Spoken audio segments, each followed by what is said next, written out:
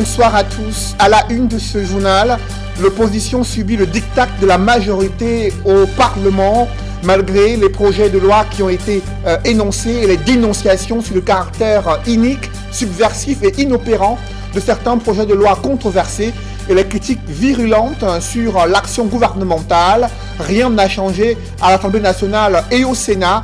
Impuissants, ces députés de l'opposition ont assisté à l'adoption de ce projet de loi dans un pays où se multiplient défis sécuritaires et crises socio-économiques. Illustration ce soir avec cette hausse vertigineuse des prix des denrées alimentaires dans les marchés. Selon l'INS, cette hausse des prix est liée essentiellement à la crise dans les régions du nord-ouest et du sud-ouest et l'impact de la crise sanitaire liée à la pandémie du Covid-19. On en parle au cœur de ce journal.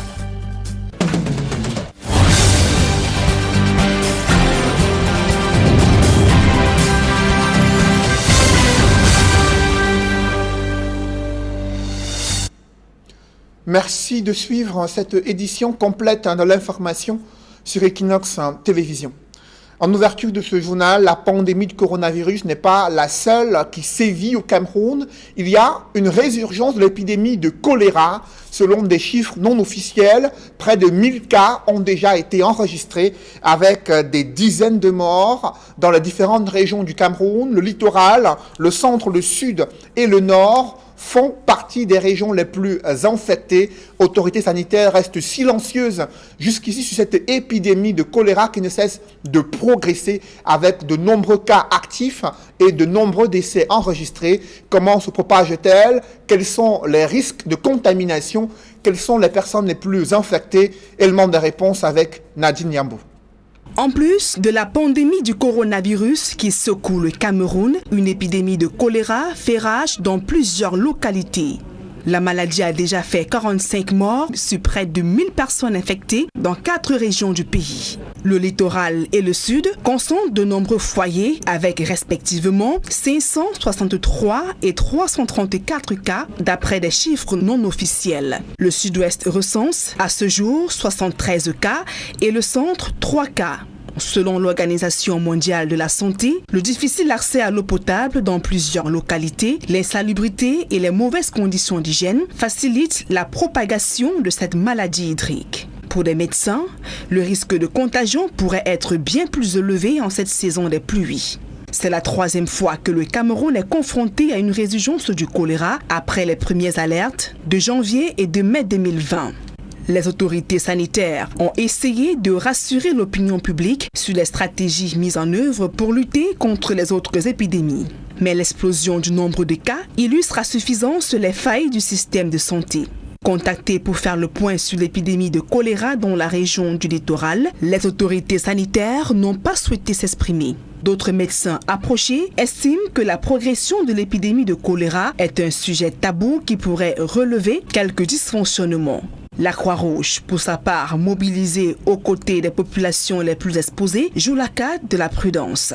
Maladie bactérienne, le choléra provoque des diarrhées aiguës et une déshydratation sévère. Non traité, le choléra peut provoquer la mort en quelques heures. Les médecins recommandent une hygiène corporelle stricte, l'assainissement de son environnement immédiat, une bonne conservation des aliments et le lavage régulier des mains à l'eau et du savon pour éviter toute contamination. Les prix des produits alimentaires connaissent une hausse vertigineuse dans les marchés. Selon l'Institut national de la statistique, cette hausse des prix est située autour de 7%. Elle ne cesse de progresser depuis septembre 2019, indique l'INS. Et ce sont les villes de Yaoundé et Douala qui sont les plus concernés par cette flambée des prix des denrées alimentaires, une situation qui est consécutive à la crise dans le nord-ouest et le sud-ouest et la crise liée à la pandémie du Covid-19. Mathilde Akemazou et Sylvestre Zangaou nous en disent plus dans ce reportage. De 0,2% en mai et juin, les prix des produits alimentaires grimpent de 0,9%. Selon une enquête de l'Institut national de la statistique, cette inflation est davantage ressentie dans les tubercules, le plantain, la banane, les pommes de terre, le macabo, l'igname et les légumes. La hausse du prix des légumes est conséquente à la hausse du prix des tubercules. Le niveau général des prix des produits alimentaires a augmenté de 2,1% en mai et juin par rapport à la même période en 2019. Il est à noter que l'inflation est d'origine interne qu'Estén, s'agissant de la ville de Yaoundé. À Douala, en mai 2020 et comparativement au mois d'avril 2020, l'indice des prix à la consommation finale des ménages recule de 0,2% après une hausse de 0,6% le mois précédent. A l'inverse, les prix des produits alimentaires connaissent une hausse de 0,8% après 0,2% le mois précédent. Cette flambée à Douala découle principalement de celle des légumes, des tubercules et du plantain. En moyenne, sur les 12 derniers mois, le niveau général des prix augmente au même rythme depuis septembre 2019, soit de 2,4%. Au regard des difficultés de trésorerie liées aux défis sécuritaires et la crise sanitaire, le Cameroun vient de bénéficier d'une légère bouffée d'oxygène financière. L'Union européenne et ses États membres viennent de mobiliser près de 18 milliards de francs CFA pour soutenir le Cameroun dans la lutte contre la pandémie du Covid-19. Quels sont les secteurs concernés par cet appui financier venant de l'Union européenne? Élément de réponse avec Joël Essengue et Guy Zogo. 18 millions d'euros, soit 6 milliards de francs CFA mis à la disposition du Cameroun dans le cadre de l'appui contre la Covid-19. C'est la contribution que vient d'apporter l'Union européenne au Cameroun pour faire face à cette pandémie.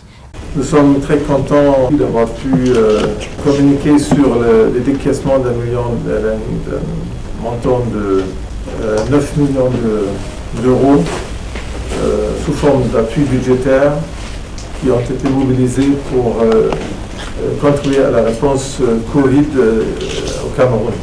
Bruxelles et Yaoundé conviennent que cet appui budgétaire intervient dans un contexte singulier, d'où son caractère exceptionnel.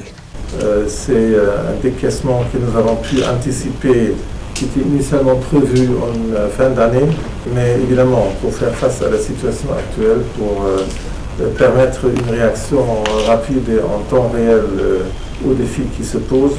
Ce décaissement a été anticipé. Elle va donc alimenter les ressources de l'État. Il est important de souligner que nous avons signé les conventions de décaissement par anticipation de la ressource qui était prévue être mise à disposition en fin d'exercice. Cela est totalement justifié par la nécessité de faire face à l'immédiat aux différents défis que nous oppose, bien entendu, cette pandémie.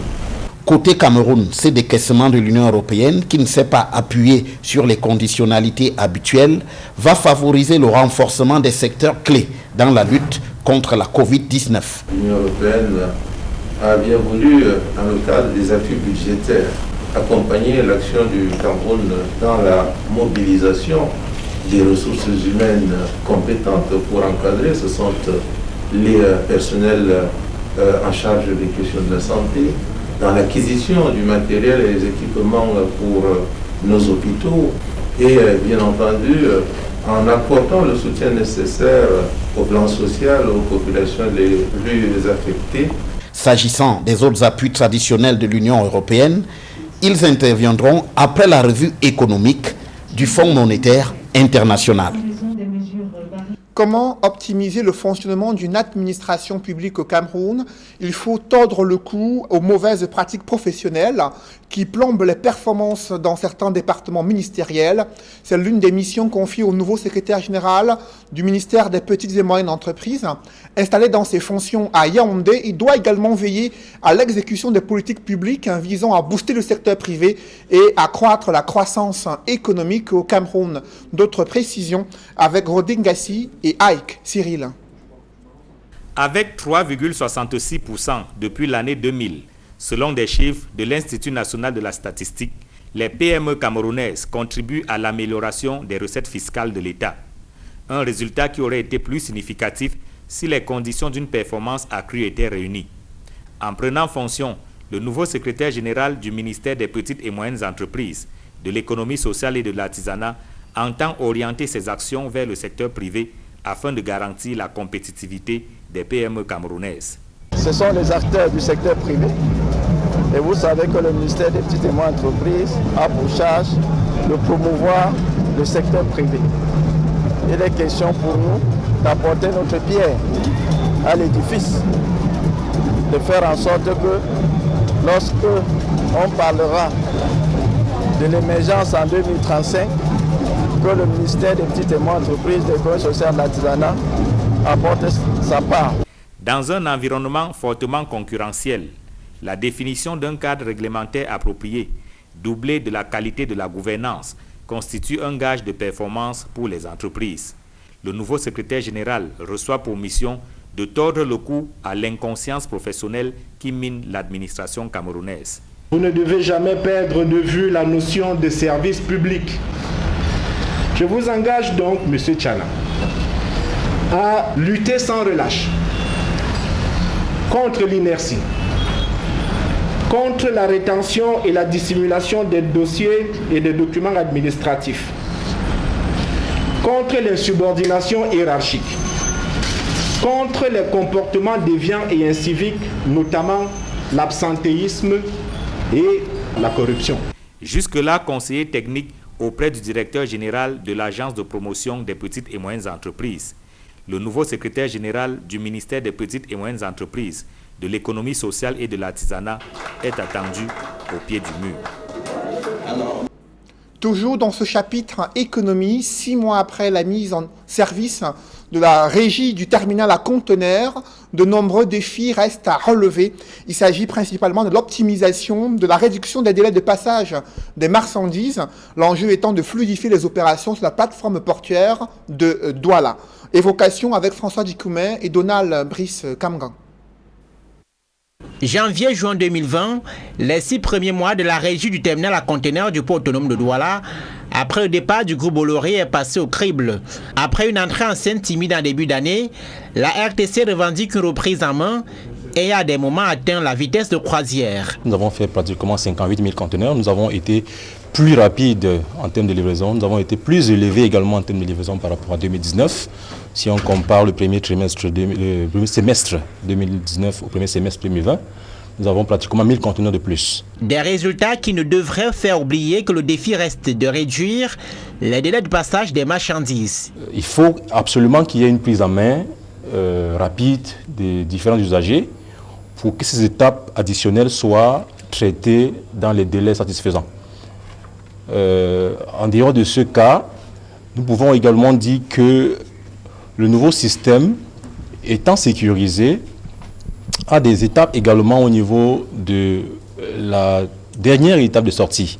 L'administration douanière est interpellée sur la simplification et l'anticipation dans ses procédures. Une bonne compréhension du logiciel CAM6, utilisé depuis avril en douane, s'impose tant chez les agents que chez les usagers. Il est question d'évoluer dans la formation des transitaires. La formation des transitaires, d'autant plus que les choses sont en train d'évoluer de manière très croissante. Tout ça devrait faire en sorte que nous transmettons à nos membres. Aujourd'hui, il y a aussi CAM6 qui vient s'ajouter là. Ça devient un sujet assez important. Avec le coronavirus, les importations et exportations sont logiquement en régression. La maîtrise progressive de l'épidémie et la réouverture des frontières devraient relancer la machine incessamment. Ce projet optimiste, le top management du PAD. Après les récentes élections législatives, que fait l'opposition à l'Assemblée nationale? Son impuissance est implacable, minoritaire au Parlement, sa levée de bouclier sur certains projets de loi controversés et ses multiples critiques sur l'action gouvernementale n'ont vraiment rien changé au Parlement. Et l'on note également que 7 projets de loi ont été votés durant cette session parlementaire en 2 juin qui s'est achevée, au cours de laquelle le président de l'Assemblée nationale, notamment l'honorable Kavaye Guédibril, a interpellé les parlementaires afin qu'ils se mobilisent pour soutenir le gouvernement dans la lutte contre la pandémie du Covid-19. D'autres détails avec Guy Zogo. Le rideau est tombé sur la session parlementaire de juin à l'Assemblée nationale. Dans son discours de clôture, Kavaye Guédibril, loin des malheurs actuels des producteurs de tomates, s'est plutôt apaisanti sur la Covid-19.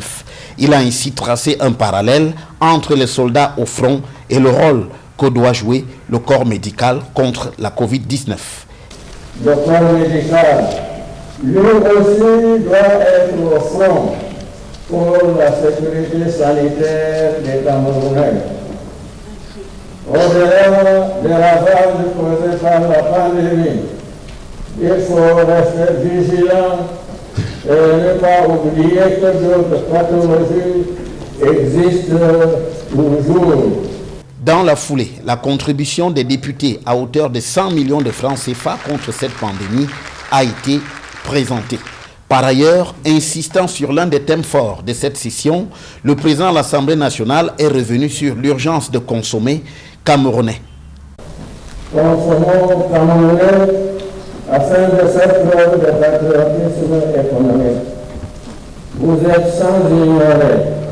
Aucun pays ne peut se développer en consommant prioritairement les produits d'exportation au détriment de la production locale.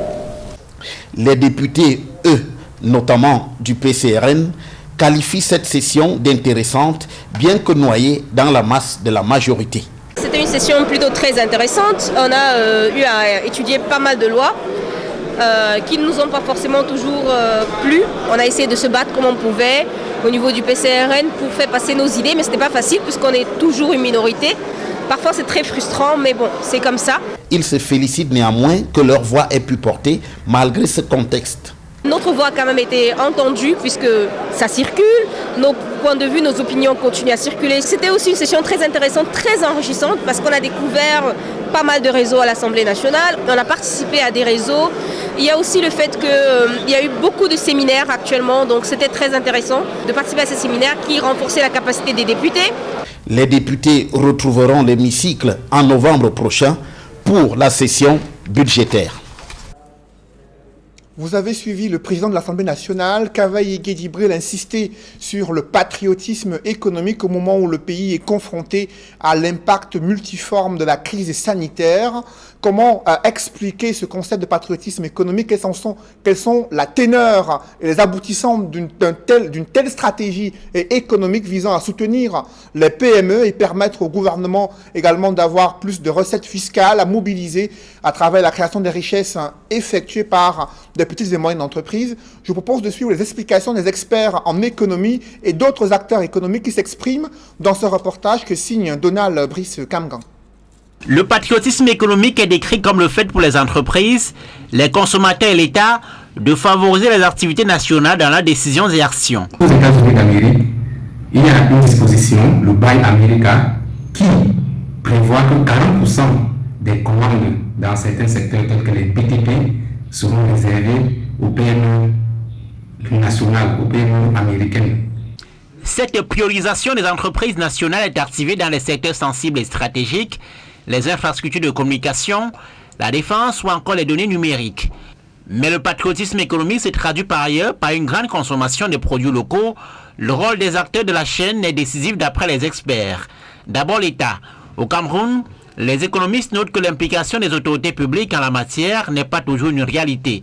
Toussaint Katongo, expert en commerce et développement du secteur privé. Il y a un entrepreneur qui produit des véhicules solaires au Cameroun, c'est-à-dire des véhicules qui marchent avec l'énergie solaire, l'énergie photovoltaïque.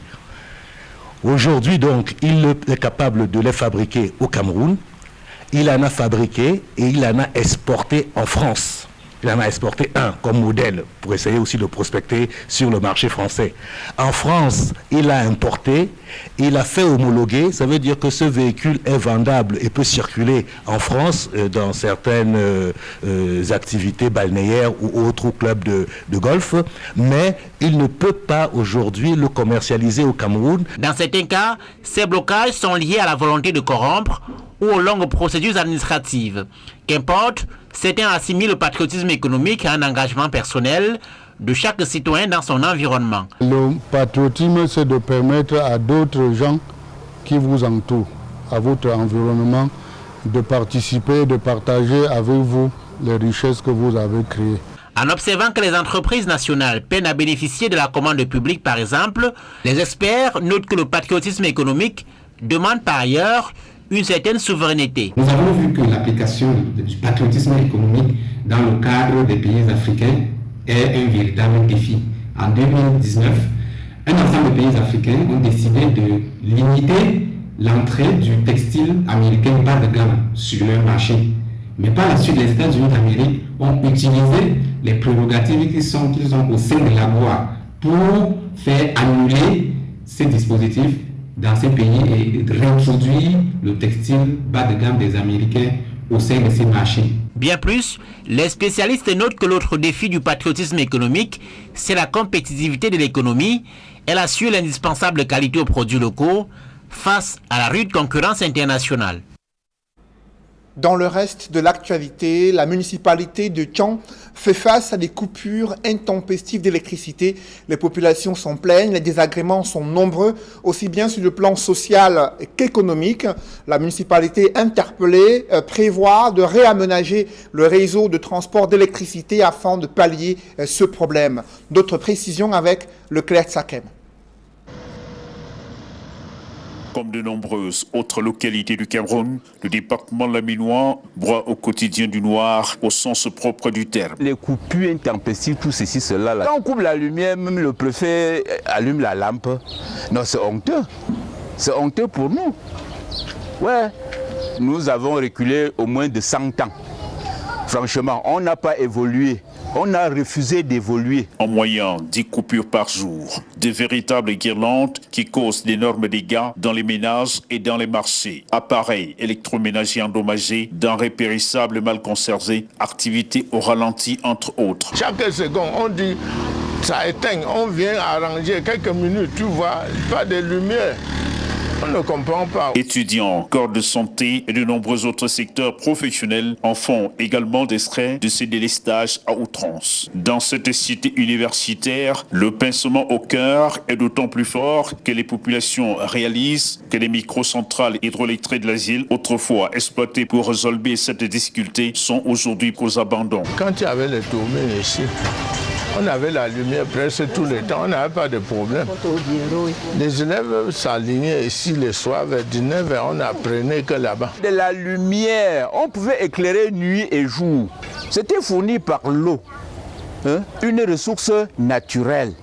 On ne devait pas mettre de l'essence pour que ça tourne. Non, non, non, non, non. C'est l'eau qui alimentait cette turbine-là. Le nouvel exécutif de la commune de Tian entend réhabiliter ces microcentrales hydroélectriques. Tian présente un réseau électrique très instable. Près d'1 milliard de francs CFA issus des fonds de contre-valeur suisses sont alloués à cet important projet. La réhabilitation de la microcentrale de la régie est quasiment en cours.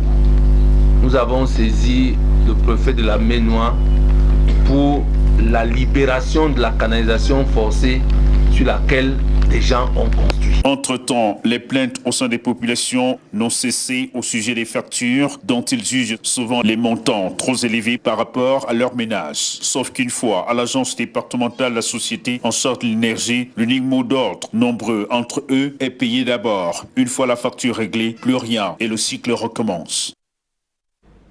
Le gouvernement prévoit de débloquer 2 milliards de francs CFA pour construire des salles de classe, réhabiliter des routes, réaliser d'autres projets de développement dans 7 communes du Cameroun.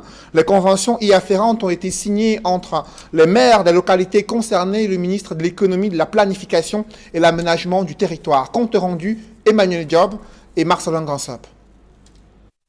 L'enjeu est de taille, puisqu'il est question d'impliquer la main-d'œuvre locale dans la réalisation des projets de développement. L'approche IMO, entendez haute intensité de main-d'œuvre, a déjà fait ses preuves dans plusieurs communes. C'est au tour de Matom, Mbé, Akom 2, Goura, Melon, Bafoussam 2e et Kumba de s'inscrire à cette école qui promeut le développement local et la création de milliers d'emplois au profit des jeunes. Nous avons bénéficié de la construction de 14 logements sociaux et puis l'aménagement de l'esplanade de l'hôtel de ville.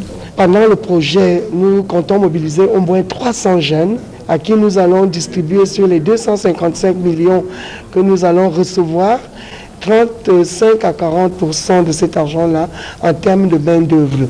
Donc pour nous, à Com2, c'est un grand bond. Le centre de Melon va prendre davantage un coup neuf. Nous sommes honorés d'être parmi et pensons utiliser les jeunes qui, pour la plupart à Melon, ont choisi comme boulot la moto parce qu'ils n'avaient rien à faire. Comme ça va durer presque 2 ans les travaux, nous pensons utiliser au moins 200 à 300 jeunes Pour cette phase, c'est un peu plus de 2 milliards de francs CFA puisés dans le BIP des exercices 2020 et suivants qui vont ainsi être mobilisés au profit de divers projets qui vont changer le visage des vies concernées tout en améliorant le cadre et les conditions de vie des populations. Nous allons réhabiliter un tronçon qui part du complexe Osoko jusqu'au CS de Colomine et nous allons construire 3 salles de classe et un bloc administratif, ce qui va permettre la mobilité au niveau de la route et la résorption du manque criard des infrastructures scolaires dans la commune. Ceci doit permettre la construction de 3 salles de classe à l'école publique de CMT, plus le bloc administratif, un bloc maternel à l'école publique de Bapi Balachouette, l'aménagement de routes en passant par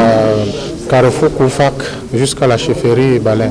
L'approche IMO offre l'avantage d'utiliser du matériel léger en misant davantage sur la main-d'œuvre locale, réduisant de fait les coûts des travaux sans pour autant badiner avec leur qualité. 2 milliards sont affectés à cette opération. Des emplois en milliers seront créés. Le transfert de compétences sera assuré. Des infrastructures qui correspondent à nos attentes seront construites. Nous comptons mettre davantage de ressources dans le processus d'accélération de la décentralisation. À date, ce sont une quarantaine de collectivités territoriales décentralisées qui ont déjà bénéficié des financements pour la réalisation des travaux démonstratifs en technique IMO. Au bilan, plus de 6 000 emplois directs créés, près de 3 milliards de salaires et revenus versés aux populations riveraines. Mais aussi et surtout des routes réhabilitées, d'autres assainies et revêtues en pavés de béton ou de pierre, des salles de classe, comptoirs de marché, logements sociaux et autres dallos et ponceaux construits. Il y a une controverse sur l'exercice de la compétence relative à l'exploitation des ressources minérales non concessibles transférées aux communes par le Code général des collectivités territoriales décentralisées, alors que certains maires veulent voir plus clair dans la gestion des carrières. Le ministre de la décentralisation les somme de cesser immédiatement l'exercice de la telle compétence et leur demandant d'attendre un décret du président de la République fixant les modalités d'exercice de la dite compétence et les modalités et le cahier de charges y afférent. Le ministre de la décentralisation s'exprime ainsi envers les préfets, leur demandant d'inviter les maires à surseoir immédiatement l'exercice de cette compétence sur l'exploitation des ressources, des substances minérales non concessibles. Les municipalités doivent attendre une signature du décret du président de la République permettant de pouvoir limiter et définir les compétences relatives à l'exploitation des ressources et substances minérales non concessibles transférées dans le cadre de la loi concernant les collectivités territoriales décentralisées, une loi votée en décembre 2019. À présent, des images d'un accident de la circulation survenu à Yaoundé en début d'après-midi au lieu-dit pont Emana. Selon des témoins, un véhicule de marque Toyota a perdu l'usage de ses freins. Ensuite, il a écrasé des marchandises et percuté quelques commerçants et conducteurs de moto-taxi. Aucune perte en vie humaine, mais 4 blessés enregistrés, dont un grave. Cette voiture a terminé sa course folle dans un caniveau. Je vous propose à présent de suivre les témoignages de ceux qui ont vécu la scène. Nous sommes dépassés par cet événement. En fait, je viens à peine d'arriver, on m'appelle de la maison que la voiture a cogné mon fils. Celui qui est dans le tricycle, là, c'est mon fils et toute la boisson s'est écrasée. Curieusement, j'arrive aussi sur la scène, je trouve le dégât comme vous voyez là. Donc le monsieur vient du plus haut selon ce qu'on me dit, il dit que le frein est fini sur la voiture, il a écrasé tous ceux qui sont sur son passage comme ça là. Que les gens essaient un peu d'apprendre les maîtrises sur la route. Si c'était le frein et qu'il n'était pas en vive allure, il ne serait pas arrivé ici. Et tuer, je ne sais même pas, cogner le bicycle, non, on ne sait même pas s'il va vivre. Une maman là, la tête est totalement enflée. Bon, on ne sait pas s'ils vont vivre. Parce qu'actuellement, ils sont à l'hôpital. La voiture là, sortait de haut pour descendre. Donc, il y avait l'impression qu'il partait vers Messassi. Donc, j'étais derrière ce véhicule. J'ai seulement vu comme la voiture a disparu devant mes yeux et venu cogner les gens qui étaient ici à côté de la route. Donc, il y avait mon collègue qui était garé là sur place. Donc, il ne pouvait même plus fuir parce que c'est là, il lui est coincé. Mon collègue là se trouve à l'hôpital. Il a d'abord commencé cette moto à 3 pieds et c'est là-bas qu'il a d'abord botté avant d'arriver ici là à la rigole. Il y a eu 4 blessés. C'est le Kinkoman qui est tellement touché. Les autres ont les petites blessures. Mesdames, messieurs, c'est la fin de ce journal. Merci de l'avoir suivi. Juste après cette édition de 20h, retrouvez Serge Alain Autou et ses invités pour le débrief du journal sur le plateau d'Equinox Soir. Serge Alain. Fin de la session de juin à l'Assemblée nationale. Et seulement 7 projets de loi ont été adoptés et les députés regrettent le fait qu'ils n'aient pas pu faire bouger la ligne, notamment ceux de l'opposition. Vous le savez, ils sont minoritaires à l'Assemblée nationale et au Sénat. Ils subissent le diktat de la majorité malgré leurs critiques sur l'action gouvernementale, malgré le fait qu'ils aient évoqué le caractère subversif et inopérant de certains projets de loi controversés. Rien n'a changé. Les projets de loi ont été adoptés au terme de la deuxième session parlementaire après les récentes élections législatives. Le président de l'Assemblée nationale a insisté sur la mobilisation des parlementaires autour du gouvernement camerounais dans le cadre de la lutte contre la pandémie de Covid-19. Vous l'avez vu en image, ils ont cotisé, mobilisé près de 100 millions de francs CFA en termes de soutien financier à apporter au gouvernement camerounais. Voilà, madame, monsieur, c'est donc l'essentiel d'Equinox Soir, deuxième partie. Bonne soirée à vous, Cédric. Bonne soirée à vous, Serge Alain. Rendez-vous lundi, 20h.